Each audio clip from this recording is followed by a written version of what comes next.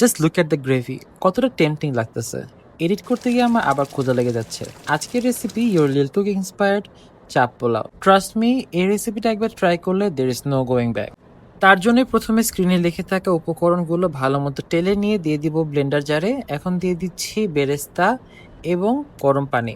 একটা smooth paste করে চলে যাব রান্নাতে। সরষের তেল গরম হয়ে আসলে স্ক্রিনে থাকা মশলাগুলো দিয়ে ভালো মতো ভেজে নিব। দিয়ে দিব পেঁয়াজ। পেঁয়াজ হালকা নরম হয়ে আসলে দিয়ে দিব আমাদের রেডি করে রাখা পেস্টটা।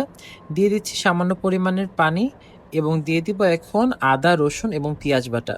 দিয়ে এখন এই মশলাটাকে ভালো মতো কষাতে হবে। এখন দিয়ে দিব গুঁড়ো মশলা, হলুদ, মরিচ এবং জিরা গুঁড়ো। এখন দিয়ে দিব কেটে রাখা টমেটো, স্বাদ মতো লবণ এবং ভালো মতো মিক্স করে নিব। মাংসটাকে লম্বা এবং পাতলা করে কেটে নিলে ভালো হয়। আমি এরকম করে কেটে নিয়েছি এবং এখন মাংসগুলোকে কাঁটা চামচের সাহায্যে ভালো মতো কেচে নিব। এখন মাংসটা অ্যাড করে দিব। মাংসটা অ্যাড করে ভালো মতো ঝোলের সাথে মিক্স করে নিব এবং এটাকে কিছুক্ষণ কষিয়ে নিব। মাংসটাকে সফট এবং তাড়াতাড়ি সিদ্ধ করার জন্য দিয়ে দিচ্ছি পেঁপে কুচি, দিয়ে দিব আস্ত রসুন। এখন মাংসকে প্রপারলি সিদ্ধ করার জন্য দিয়ে দিব ফুটন্ত গরম পানি এবং মাংসটাকে কুক করে নিব। মাংসের ঝোল মাখা মাখা হয়ে আসলে চুলা থেকে নামিয়ে সার্ভ করব।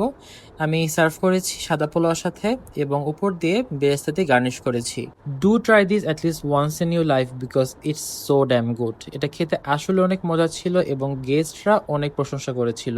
ইউনিক রেসিপির জন্য আমাদের ফলো করবেন। ভালো থাকবেন। আল্লাহ হাফেজ।